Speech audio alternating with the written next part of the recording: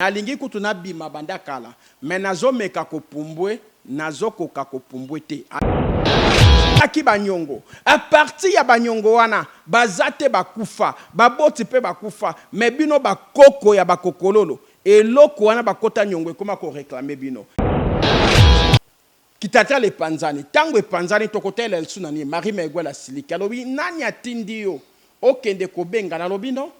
Mena senga kionje na sala incartation boya kite pona bimisai atombo kelingai ngo soki omoni na koto vandi na karto vandi meme sikani no vandi mutu moko ala mukaka tongo ya makasi akenda kana ye musala te nini te mokomona la muka komo kombola veni akomo yemba batu baza kolala yeba kazando kazo kombola tazo yemba te ezali na mvutima oyo azobwaka babengi mwana wana antenne mwana na antenne na pekisi papa kota te makoti bo benga ya bima mwana wana antenne bengi papa wana papa ayebi papa ndenge ni papa no bina zo benga mwana oyo po ya to bima me mwana oyo azo bima te.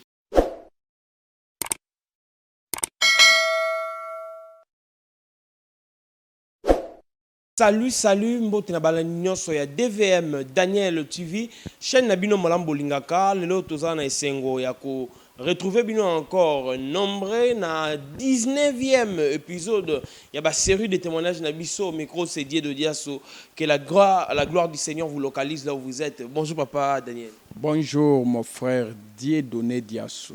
Bonne santé papa. Oui, santé za malamu na ngolu na nzambe po ete yende mobateli malamu po ete soki yesu akobatela te oyo akokengela kosala mosala ya punda. Vraiment. Alors papa là tous na 19e série na biso ya ba témoignage mais eza na question moko batunenga ipa ya papa na biso Alexis Soki atunya lobi bon ye azaki déjà un esprit protecteur azaki déjà la doublure na ye on a de akutana ki dana Lucifer mais comment est-ce que il fallait qu'il atia sécurité à 100 mètres bisika ya bande akoma ki na hôtel wana na Kingabwa pour nani otaki sécurité mutu taki dia muta makasi bon omoni na kati ya monde ya ténèbres mutakoki kozala ndoki mazana bandoki balokaka ye. Okay. Donc ozomona ke ndoki nganga féticheur charlatan féticheur magicien satanique bango nyonso bana misala molili ya ténèbres mais monde ya ténèbres est divisé. Donc na kati ya ténèbres mutokoki kozala ndoki oliaka bato bebisaka bavia bato eza pe na bandoki o bazoloka yo pona kofrene makambo no pona kobebisa makambo na yo. Na pesa exemple neti ba match betama kokomona neti l'équipe non ezalaki vite na imana bazobeta bon pour to travailler pe équipe belé na ba époque wana. Alors tant bazobeta bale omoni ke oyo ba travailler oyo pe ba travailler ozomona mais mususu nganga yekipi moko azoluka kobebisa babiloko yekipi mususu po ya ye et dominer. Est-ce que vous comprenez? Nde monde a ténèbres yali omoni eza lokola tango to bundaki na champion du Congo ya kaka na lire kayebi kaka petwa na gagner na ngai esili mais tango akomi sur le terrain ndenge ya kaniselaki ndenge ya yaki n'espoir ya ko gagner na place ya ko préparer makutani ke nga na préparaka plus pe na sacrifiaka plus. Omoni siko sur le terrain ko kata azwa mbasu pe na gagner e komba wana na présence abana nyonso baebi ya bato nyonso baebi yango ozomona yango moni mutu nyonso ezala potolobaki na monde des esprits tozali na monde des esprits côté ya nzambe tozali pe na monde des esprits côté ya satana même ndenge lelo nzamba bengi biso boye to na se na makolo na Yesu Kristo po enda zali nzambe Yesu azoloba na biso nene bozala prida lokola ba serpent so totangi na ozana Bible wana totangi na 1 Pierre totanga na 1 Pierre oka makambo Yesu alobi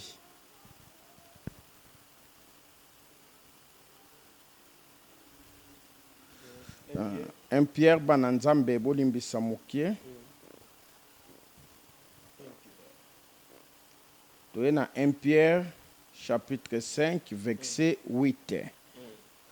Yesu Christ alobini, soyez sobrés, veillez votre adversaire, le diable rôdait comme un lion, régissant, cherchant qu'il dévorera. Mais dévorera.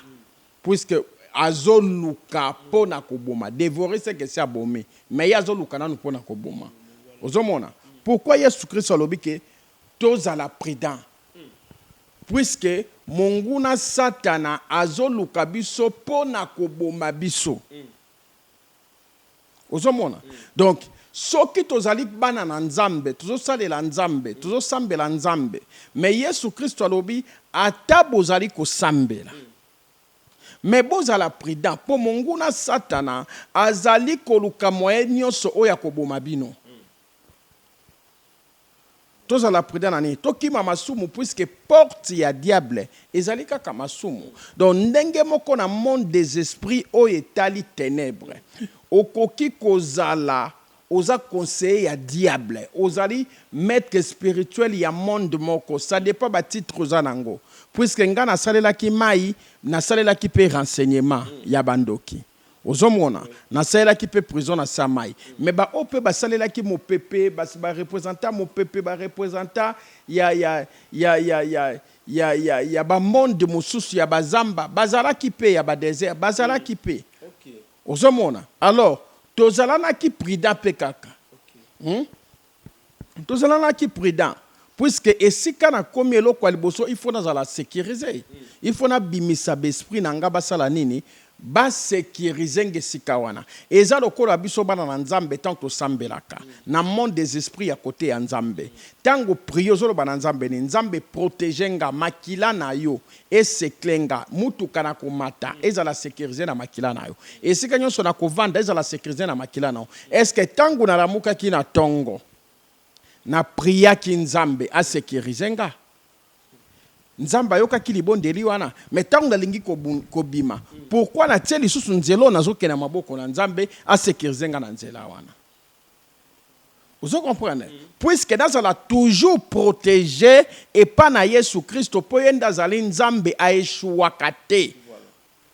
Soki abombi yo moko te oki komona yo. Po ba oyo babomba bakana makila na Yesu Christ, monde a ténèbres mona kabango te et mona kabango makila. Ndenge moko mutu aza na kati ya monde a ténèbres. Tozalaki ndenge na bimito esika na ali. Avant na koma na esika wana salaki bencartation na otambo na 12 000 démons. Mais soki na komi na esika wana tangu na komi eloko ya liboso na kosala prière à protection na bimisi besprit à protection. 100 mètres batelemi. Pouvoir moko te kokota. Donc nazui possession esika wana. Yango moni bana na nzambe epesameli biso. Alléluia. Epeselemeli ngai na yo likolo pe na se na mabele na mapata na mopepe. Epesameli biso na kombo na Yesu Kristo. Milimo nyonso esengeli tosa biso. Ndenge lobi na Ephésiens chapitre 2 verset 9 à 10. Omoni? Alors mwana na nzambe siko yali fozwa procession yesika wana na kombo na Yesu Kristo. Nzambe sécuriser lopango nanga. Nzambe sécuriser quartier nanga. Makila no bomba quartier nanga mobimba. Nzamba ko tsopa makila na ezipio. Pona kati ya makila na Yesu Kristo ba angelo bazana kati bazo sécuriser. Omoni ndo moni nganga bomaka nganga. Ndo moni na yebisa kio na ba parti musu eleki wana na lobi to bande ko boma bandoki to boma pe banganga. Siko ndo kito nganga o tozo boma. Asale la kanane. C'est ça la monde à ténèbres. Siko biso pe tozo boma bango to c'est la nani. Ozomona ke monde à ténèbres ezali na désordre. Yango monto bandaki kolia banganga. Nganga zo invoquer azana besprit azo salela mais to kangie to leye. To botoli pouvoir wana. Ndoki azo pumbu azo bebisa ba vie ya batu na caractère na mabota mais to kangie to leye. Pourquoi? C'est parce que monde des esprits ezali dimension na dimension. Et puis eyokanaka te na monde des esprits tobandaki konéglige badiversaire te.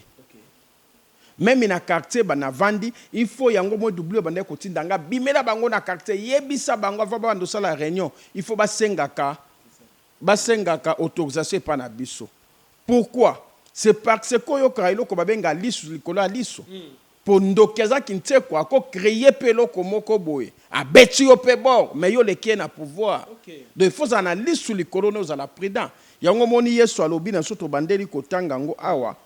Abandi na alobi na 1 Pierre chapitre 5 verset 8 alobi, soyez sobrés, veillez votre adversaire, le diable rôdé comme un lion rugissant, cherchant qu'il dévorera.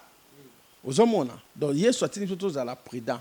Pour te diable aza konguluma. Ndengo moni aza konguluma, nguluma kana bana na nzambe te. Anguluma kape na ba propre bato na ye. Ataka pe confusion na ba propre bato na ye. Pourquoi? C'est parce que tango babwaka ki diable na mokili. Après guerre, ebimaki na likolo, babwaka ki na mokili, akitaki ye moko akitaki na un tiers ya ba ange.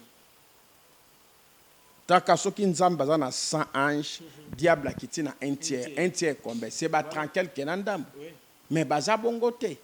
Ozolanda, bazé belé. Siko tous les un tiers wana mutu na mtasala royaume naye. Mutu na mutami komi nzambe na ndenge naye. Ozomona, yango moni soki totangi na mokanda na 1 Jean. Totangi na 1 Jean chapitre 4, verset 4, vous petits enfants, vous êtes dédiés et vous le savez vaincus. Vous le savez vaincus parce que celui qui est en vous est plus grand que celui qui est dans le monde. Ozomona, alobi nini? Alobi bino bana nanga boyebi te ke si bolongi poete ngai nazakati na bino Yesu Kristo nazali nzambe nazali plus grand plus puissance que oyo azali kati na mokili. Donc soko za na Yesu Kristo za na elonga, soko za na Yesu Kristo za na lobiko, soko za na Yesu Kristo okolukelo moko na makasi te. Yesu Kristo akozala meilleur facilitateur na yo kati na makambo nyonso. Yango moni nzamba za koloba na biso ti lelo bana nanga baza kolela po babosani ngai nzambe na bango. Omoni alobi papa moko te mwana na akosengeli banga lipa apese libanga tombisa pese nyoka. Soki bato mabe bakopesa bana na bango biloko malamu ngai nzambe na bino nakopesa bino akoleka bato mabe. Mais mo Kristo de la pona nini? Pote Yesu Kristo a meilleur facilitateur. Soko zali na Yesu Kristo na kati ya bomoi na yo. Yeba ke makamno nyonso eza poelele. Ozomona. Pote Yesu Kristo nde akwisa ba loi. Ozomona mwasi oyo abandaki kotanga makila.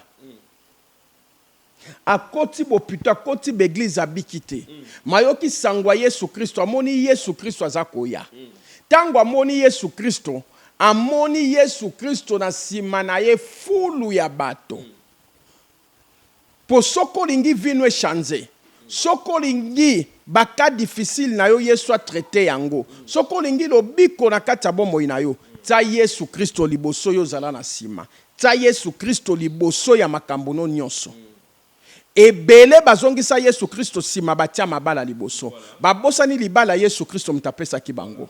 Ebele batia Yesu Kristo na sima batia misala liboso. Babosani misalo bazana ngo Yesu Kristo mtapesa bango. Ebele babosana Yesu Kristo batia mbongo liboso. Babosani mbongo bazana ngo Yesu Kristo mtapesa bango. Ta Yesu Kristo liboso ya makambo no nyonso. Yesu Kristo zala liboso yo zala na sima. Okomona loboko na nzambe. Ozomona mwasi oyo atali Yesu Kristo liboso batu fulu ebele na sima. Alobi na komona Yesu Kristo ndenge nini? Nana posa mona nga. Siko na fulu abatu na kobanda ndenge nini batu baleki. Soki pe na kena kati sele liboso na okutana na loi. Po liboso na Yesu Kristo ezali loi ya Moïse telemi. Mutu abuka loi ya Moïse eza kaka Jésus Christ. Po loi eyaki ekokaki kolongola batu na masumu te. Ozomona loi eyaki ko condamner nde batu na masumu. Donc soko bimi na mibeko oza condamné na masumu. Mais Yesu Christo aye na grâce oyeye kobuka loi. Pour être grâce nde longoli masumu. Est-ce que mutu moko akopesa nga amen na bien a commenter amen ese kazali? Grâce na nzambe o ezangolo ekitali likolo na ye ndengolo bia mene ko kisama bongo pona yo. Ozomona. Donc moi so zaki na kososola. Bisoki na leki liboso na okutana na loi eko blokenga. Puisque liboso na Yesu Christo zalaki loi. Yesu Christo ne mutabuka ba loi. Eza ba loi famille Yesu Christo mde abukango. Soko te Yesu Christo liboso makambo no nyonso. Eza loi moko famille kanga yo ebota te. Yesu Christo abuka loi famille yo kobota bana mapasa. Eza la loi moko famille kanga yo bala te. Yesu Christo akobuka loi wana okobala libala ya bien ya mariage. Eza la loi moko bo pauvreté kanga yo. Soko te Yesu Christo liboso na yo Yesu Christo akobuka loi wana bo pauvreté. Eza la loi moko batemna na libota. Chaque année bato fo bakufa kaka na même malade. Oh batu bakufaka maladi wa bakoko bakufela nango maladi wana baboti no bakufela nango maladi wa bandeko no bakufela nango maladi wana pesi bandio zwa Yesu Kristo tsaye liboso kaka ya maladi wana Yesu Kristo akobuka balwa maladi wana c'est parce que ça na loi moko libota no etsa siko Yesu Kristo ndabuka ka balwa ozomona siko mwasi oyo atali soki na leka liboso na okutana na loi. Et sengeli nangana sa nini na fofuleka na fulu abato mwasi o ataki kondima est-ce qu'il y a mo Kristo moko ana kondima oyo ya kozongisa Yesu Kristo na kata motema na ye ya kolanda Yesu Kristo na mbango poete lobiko baluka kango na makasi bien-aimé yozo luka lobiko ya pona ba fainéante lobiko ya pona bato ko raisonner te lobiko za pona bato makanisebele na mutute lobiko za pona bato mitema mibalete lobiko za pona bato na kondima. Batu na kondima bakima kambango. Tala kondima ya Jase. Jase ayoki Yesu Kristo azakoya. Atali azamukuse. Amoni fulu abato. Jase azalaki ministre ya finance lelo. Oya zobomba mbongo. Mais Jase banda mbango. Abwaka boner na ya matali kolo na nzete pona komona Yesu Kristo. Mukolo wana lobiko ekota kipa ya Jase. Soki mutu moko ana kondima lokola Jase. Nanzea na témoignage o Yesu Kristo okangola yo. Soki mutu moko ana kondima lokola mwoso bande kotanga makila. Nanzela na témoignage oyo Yesu okangola yo. Mwasi oya salaki violence. Abadi ko kota na kata batu ko tindika batu amona kaka trou ya Yesu Kristo ton kaka zui trou asimbie ne lamba makile kata nimbala moko bien-aimé wapi kondima na yo Yesu Kristo ana poso zongise na motema na yo Yesu Kristo ana posa otaye meilleur facilitateur liboso ya ba problème na yo Yesu Kristo ana posa yo zonga simatie liboso otiki Yesu Kristo pona nini zongisa Yesu Kristo na kata motema na yo Romains chapitre 8 verset 31 na 35 Bible lobi na biso eloko nini ekokabola yo bolingo na yo na Nzambe bien-aimé eloko nini elingi kokabola yo na Nzambe eloko nini esala po ekabola yo na Nzambe nini nyonso na mokili oyo ekoleka bien-aimé nyonso na mokili oyo ekoleka mbongo ekoleka ba voyage ekoleka misala ekoleka mabale ekoleka bandako ekoleka me liloba na Nzambe ekotikala koleka te yango dezali seko na seko ko banda awa tin éternité na lola esika to utaki na éternité tozonga na éternité nanzela na masumu nanzela na moto na mokili nanzela na eloko moko na mokili ekabolo bolingo na Nzambe te zongisa Yesu Kristo na motema na yo tia ye liboso ya bitumba na yo Yesu Kristo ndabuka kabalwa Yesu Kristo ndapesa kangolu po mutu aleka na kobika Yesu aye koluka yo bien-aimé. Nanzela na témoignage oyo. Zongisa ye na motema na yo. Tsaye liboso bitumba na yo. Okomona lobiko. Oye kokota na kata ndako na yo. Eloko nyonso enyokola ki yo lobi. Lelo ekokoma témoignage. Soko yebi eza yo mbelo gangi amen en autorité sikozali. Pour commenter amen boula mon Nzambe landa yo. Amen. Donc comprenons tous en la 19e épisode il y a témoignage na biso malam to soka ko papa Pevalongo mais papa il y a encore des questions.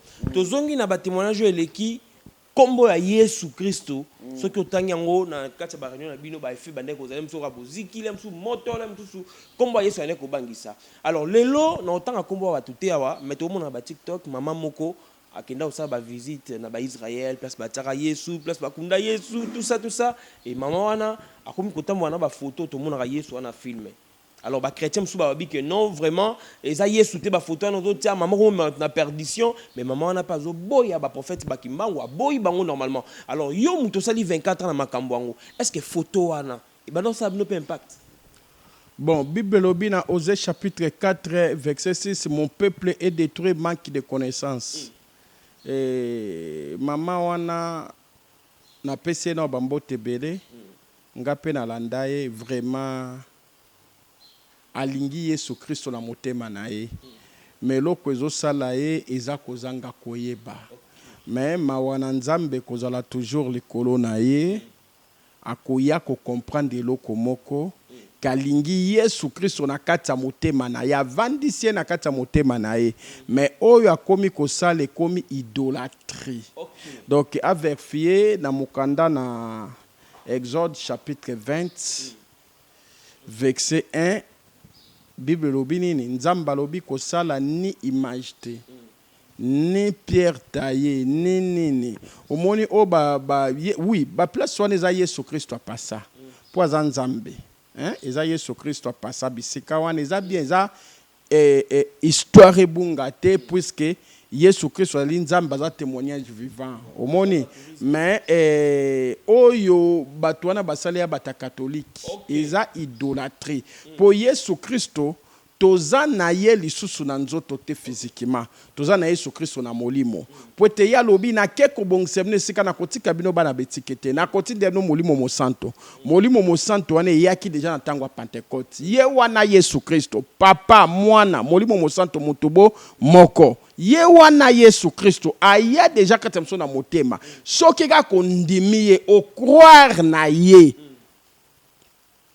au croire na ye na image te ne ke kote na nini te au croire na ye boye yebake obikisami ozomona donc toza na ye na molimo spirituellement toza na ye na vie ya sanctification biso ba Kristo tango ozali na oyambi Yesu Kristo na vie ya sanctification esika nyonso kozalwa na Yesu Kristo elongo po ye azali nzambe atie molimo na ye kati na biso nyonso omoni donc azali na ba idolâtrie wana te oyo wana eza idolâtrie eza mabe donc maman na lingi Yesu Kristo mais quelque part idolâtrie ezo memaye na masumu abwa esi akendaki amonaki esika ba catholique ba sala ba biloko wana ba Maria banani ba biloko to monaka wana botolobela ngo déjà awa eza Maria te Maria za pa na nzambe o wana eza Marie ma egole ya ba sirène ozo comprendre to mona ba Jésus ba Rambo ba sala ba film ba Jésus ba terre be ba sala ba film ba Jésus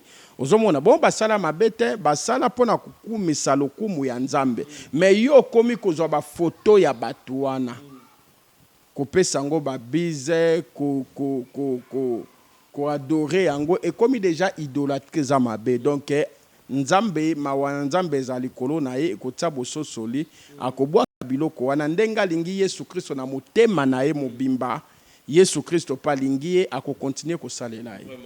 Un grand merci. N'a rappelé sous ce à 19e épisode Nabiso question sous Kamoto continue un témoignage et ça que papa réellement au sali 24 ans ils ont battu banda pas na yo na ba problème batu sous peut rolo ba au peut ça ba bakis les sous ya bitumba ya mbongo ya boye alors lelo yo ndo comme ça nzambe tant okutana na bango par exemple bo okutana bien batu wana est-ce que bakis au peut ça bango automatiquement de obongwani bakis on a pe ko beba ou bien ndengeni.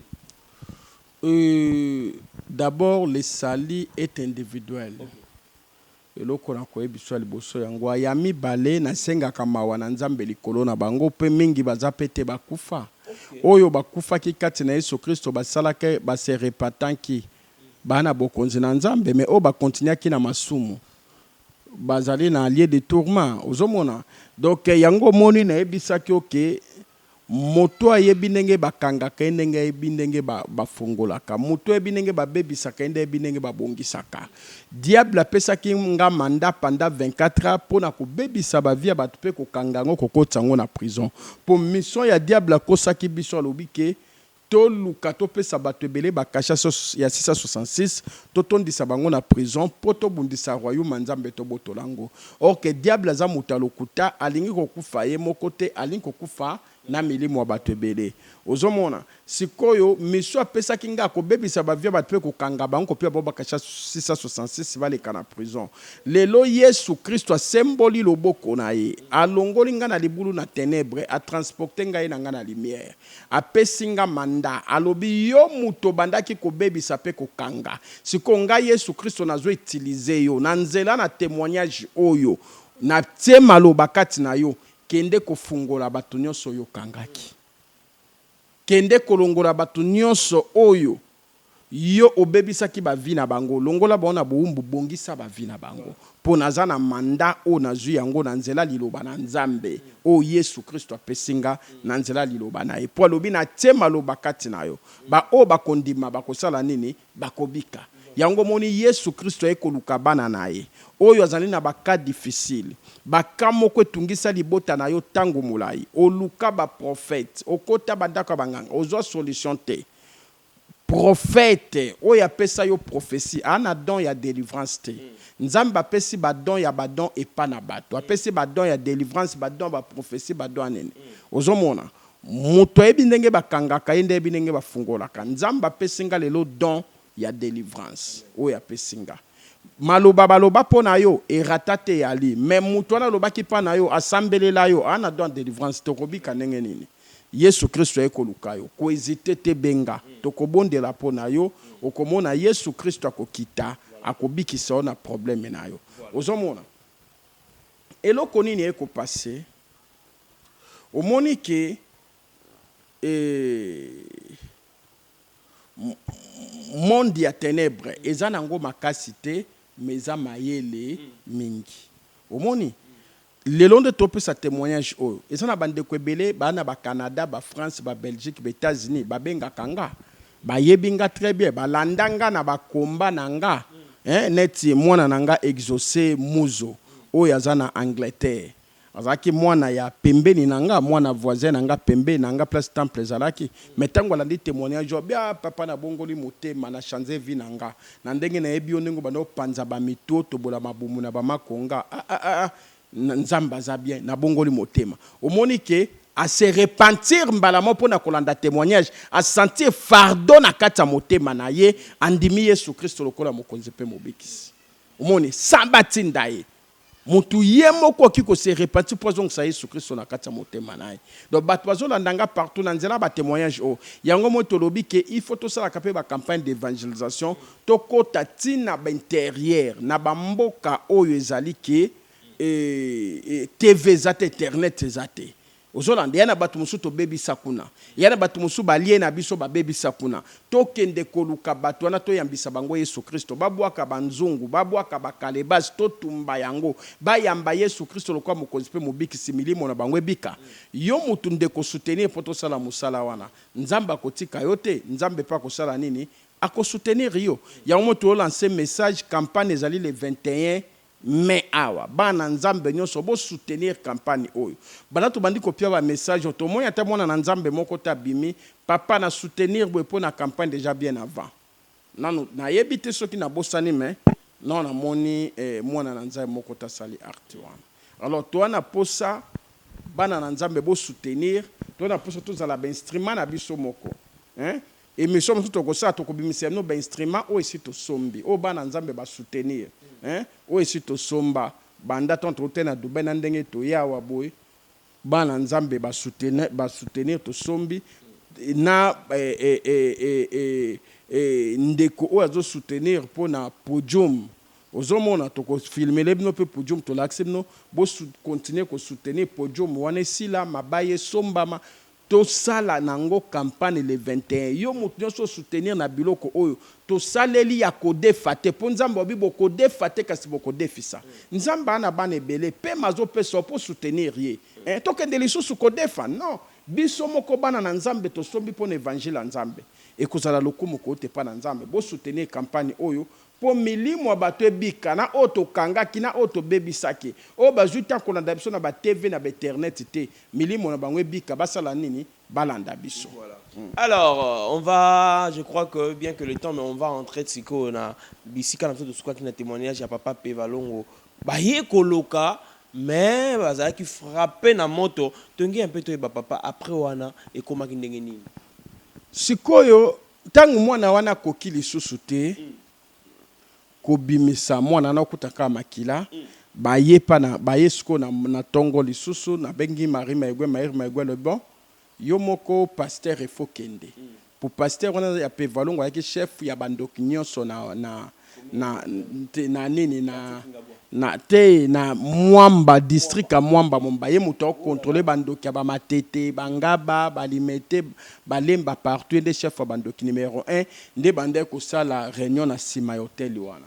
Alors tango balobi yo moko faut kende to sali so incartation na Marie Maigwe ba renforcer bango. Alors papa wana lobi ke butu koki biso pe to renforcer bango na se ya mai bango pe na réunion to na communication atikeli bandoki nyonso ya Mwamba bino bo sala réunion moto bozaka po na renfort na biso po ete place wana tozomona ngo teti.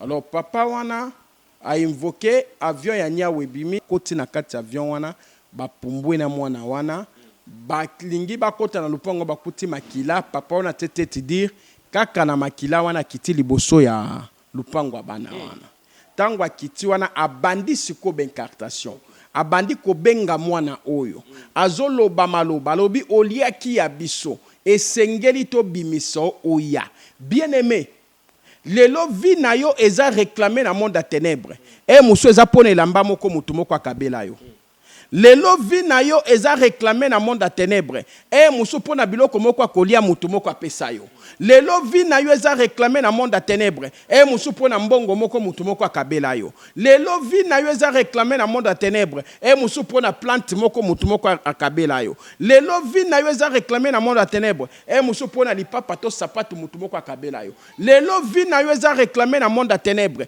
e muso sombela mba moko atombola obanda kolata. Et comment qu'on réclame dans le monde à ténèbres? Nini oyo ba pesa yo e réclamaka yo. Alléluia. Et si vous avez le bas lelo to aussi lana. Pour être Yesu Christo azo pesa batu nyonso ba réclamaka yo na monde molili mutu makasi.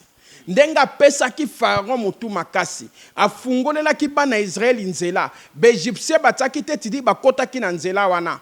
Maye sangana kemelaki bango ndenge oyo nyonso atungisaka vi na yo a réclamaka via bana na yo a réclamaka via libota na yo na déclarer lokola mosali na Nzambe na kombo na Yesu Kristo esika nyonso a réclamaka yo esika wana mabele ezali mabele tosa ndenge bana maya ya monana etosaki bana Israël ndenge pe mabele tosa yo na kombo na Yesu Kristo efongwama emela batu nyonso o ba réclamaka bino na kombo na Yesu Kristo. Papa oya bandi kobenga mwana azobima te. Mbala moko excès ya kobenga esika bazalaki ya makila wana ese multiplier. Ekomi moto etake bango chaleur eleke kimisi bango. Bakiti na venya sima. To bakiti na venya sima. Papa oyo azoyoka te. Nzamba pese mutu makasi. Alléluia. Nzamba pesa bandoki nyonso libota no mutu makasi. Nzamba pesa bandoki nyonso baka koloka na ndaku non mutu makasi. Lelo bakomona porte kokota kasi porte kobima bakomona yango te. O nyonso loka karakata ndaku na yo lelo akokanga mokokuta eti na tongo. Ndengo zoloba amen pozo komante ekokisa mabongo na kombo na Yesu Kristo. Papa oyo agunzami abandi bencartation. Abandi bencartation zo continue kobenga mwana oyo. Azo continue kobenga mwana oyo. Na maloba na zoloba oliaki ya biso. Lokolo liaki photo bimisa yo. Bien aimé loko nini réclamaka yo. Peut-être que baboti na yo balia eloko moko. Bango bazate bakufa. A partir eloko wana bino bana na bango bakoma ko réclamer bino. Peut-être que bakoko no bakota ki banyongo. A partir ya banyongo wana bazate bakufa, baboti pe bakufa, mais bino bakoko ya bakokololo. Eloko wana bakota nyongo ekoma ko réclamer bino. Yango nde pasi na bino. Yango nde kolela na bino. Soki totali na mokanda na lamentation. Totali na lamentation.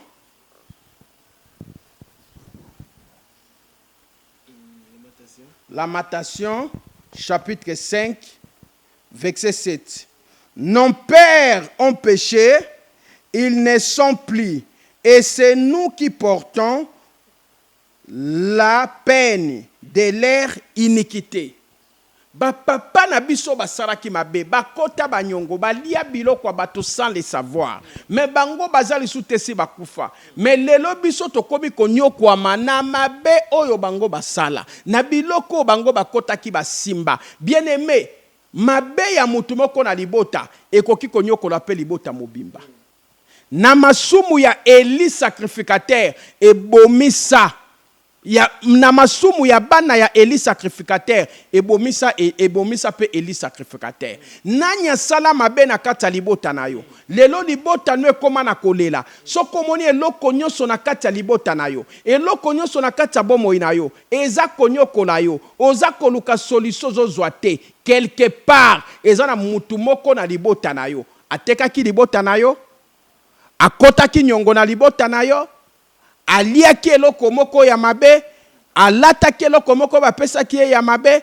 bakabelaki mbongo moko ya mabe eloko wana nde bakomi ko réclamer onango ko hésiter te benga Yesu Kristo ekoluko na nzela témoignage oyo benga toko kotisa yo na ba sujet de prière toko bondela pona yo Yesu Kristo akokita akokata balie wana puisque Yesu Kristo apesinga manda pesinga eza ya délivrance benga muto ebi ndenge bakangaka ende ebi ndenge bafungolaka muto ebi ndenge babebisaka ende ebi ndenge babungisaka ko hésiter te nazwi manda ko ute pa na Yesu Kristo papa oyo moto elandi lisusu papa oyo ngunzami abaluki kombe alobi nazokende kozwa mwana oyo mwana wana ntene ebisa alobi papa kokota te omoni to yaka pona ko bimisa mwana nanu isalama boete mais lelo yo ye te biso toza ko se multiplier bango pe baza ko se multiplier omoni se multiplier baluki kombe moto elandi biso to dégager mais yo lingo kote suko kota te tozonga lisu to sala lisu sur réunion papa alobi ngana nuna ya mission te na échouer mission nyonso na yaka na resira kango nazokota kuna mwana alobi papa kokota te papa abengi Marie Maigwe alobi kota to na renfort bien aimé monde à ténèbres et ali monde moko eza nango makasi te eza maele mingi et puis ezali monde oyo ekosaka bato epesaka bato mutu makasi mais nzambe abomaka bato mabe sur place eloko nini est passé papa oyo agunzama baluki kombe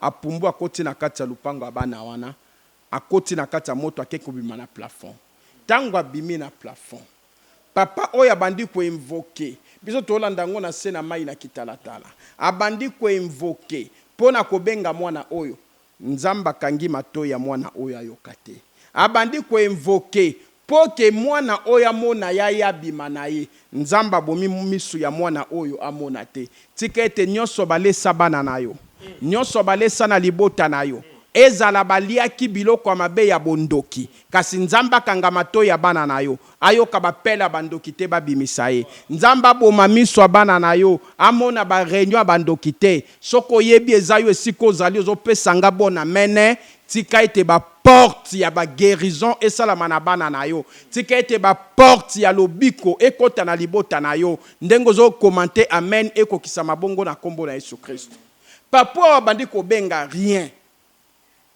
bandoke sika bazalaki na réunion balobi 3h yango réunion lingo sila babengi mwana wana antenne na pekisi papa kota te makoti bo benga ya bima mwana wana antenne abengi papa wana papa ayebi papa ndenge ni papa no binazo benga mwana oyo po ya to bima mais mwana oyo azobima te azoyoka kutu te mwana na antenne alobi papa si moye ezali bima alobi yango makanisi naza nango nalingi kutu na bima banda kala mais nazomeka kopumbwe nazokoka kopumbwe te alleluya tika ete ndoki nyonso apumbwaka mpona koloka na ndako na yo lelo makila na Yesu Kristo ekoma kole ekanga ye ndenge ozolamuka na ntongo ozokuta ye na kombo na Yesu Kristo ozomona bandoki nyonso balongwe na réunion baye place mwana na antenne babengi biso tobi toza na renfort na ye tokomi koluka kobimisa papa ezosimba te papa oyo bandoki bayebise balobi bima lobi nazoluka na bima na okoka te maboko esi elembi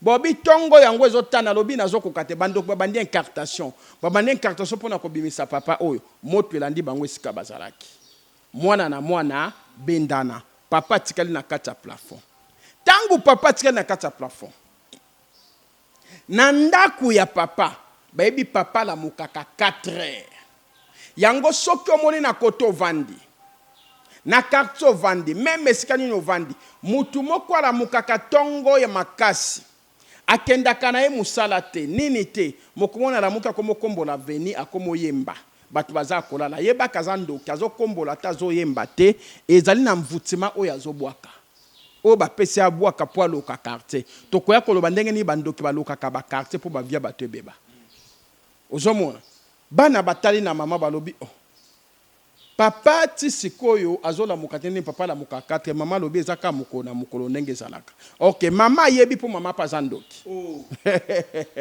mama paza ndoki ayebi bana bafoxe mama azolinga kosimba bana te puisque ndoki azalaka na façon oyo apumbwaka façon mpe oyo azongelaka tokoya kopesa basini wana ntango tokoya na témoignage ndoki azalaka na position oyo apumbwelaka position mpe oyo azongelaka soko ochange ka position esili ake mpo na libela siko mama azoboya babouge papa aza kaka na eliki na baincartation tozosala eloko nini epase mwana oyo antene aye pa na biso alobi na ngai so tokosala ni gramete na benge tokoti na temple tobandi baincartation mpo tobimisa papa oyo tomoni papa oyo na kitalatala tobandi baincartation ntango nalingi nabenda kaka papa oyo aparti ya kitalatala wana epanzani tika bakitalatala nyonso bakontrolaka vi na yo soki bakontrolaki yo ezalaki kala lelo na nzela na témoignage oyo soko olobi kaka amen motu nyonso akontrolaka yo na kitalatala wana epanzana motu nyonso akontrolaka yo na bakamera kashe bakamera wana ezika motu nyonso akontrolaka yo na basatelite wana etumbama soko olobi amen na kombo na yesu kristo ekokisama bongo mpe komante amen na yo omona bolamu na nzambe kaka lelo ndenge ozolanda témoignage oyo ozomona kitatala epanzani ntango epanzani tokotela lisu na nini marie megwela siliki alobi nani atindi yo okende kobenga nalobi no me nasengaki yo nzela nasala incartation oboyaki te mpo na bimisa ye atombokeli ngai mwana wana siko place ezalaka komi kaka kobeta bato na ndako ya tata wana bato bana batali babi 9 non mama ifo tolamusa papa ere oyo azalaka deya te ndeni akolala bana bakoti na chambre babouge papa boye loboko ke babouge papa mama obombi papa yo asi akangamaki bamemi papa na hôpital lokwa bachanaki position hôpital bayebi omemi awa ebembe moto adeja akokufa or ke eza poswa pamba papa akangami na kati ya plafond wana na kati ya lopango ngai nakozeka kobunda bakombana tozofokseka nde tokosauve papa na ordre te ese batie na morgue na kati ya lopango na ndako wana ya bana wana 3 jours après bakomoka solo ya makasi mpuka mpoli mpuka po baluka mpuku ndako mba baomona mpuku te tokosala ndenge nini tokontrole na plafond bamata na plafond bakekuta tala kombe monene ya kokufa babangi bakiti babengi basali ya nzambe bien aimé zalaka pe na bitide ya kobenga basali ya nzambe baya kosambela na ndako na yo ate oza na poto oza na France oza na Canada oza na Belgique oza na Allemagne oza na États-Unis olobi pe na nzambe na osala service oyo mbongo na ngai ya fin ya mois oyo na okangisa bambongo na ngai oyo nabenga kaka mosali ya nzambe aya koniata makolone na ndako na nga puisque na Josué chapitre 1 verset 3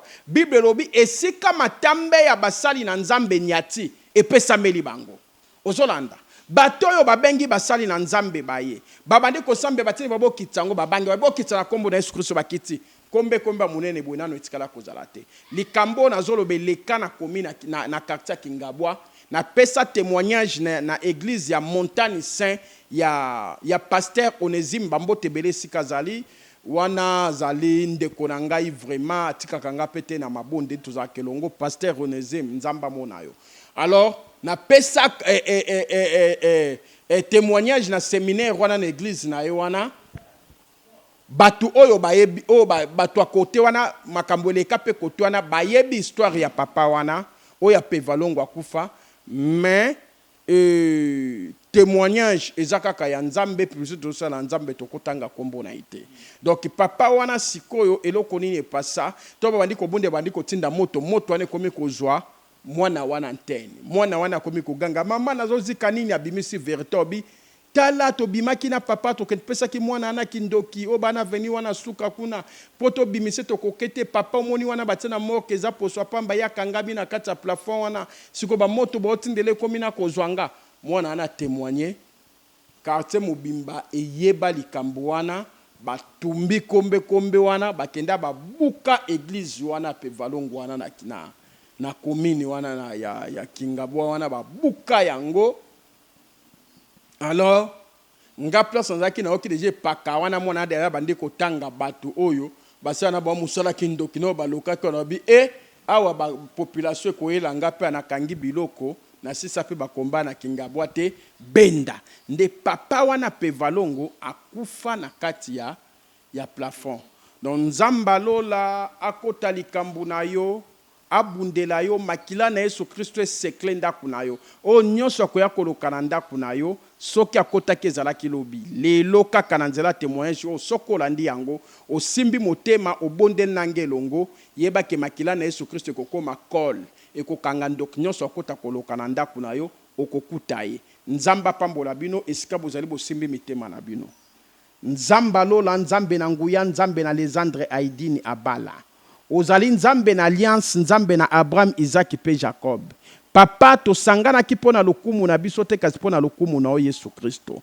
yo lobi mibale misato basangani na kombo na yo ozali na biso elongo papa tika ete bana no nyonso bakolanda témoignage oyo ata bamelaki bavi na bango bayoka moto basanza bango na kombo na Yesu Kristo ndoki nyonso oya koya koloka na kati ya ndaku na bango nzamba lola amona porte kokota me porte kobima mona ngote makila na we koma kol na kati ya bandaku na bango ekanga bandoki nyonso baka koloka na bandaku na bango pe na mapangu na bango babima poasa po balongwa na misala mabe ba oba ko confesser babika ba oba ko boya bakufa na kombo na Yesu Kristo mokonzi pe mobiksi na biso to bonde na kondima tolobi amen.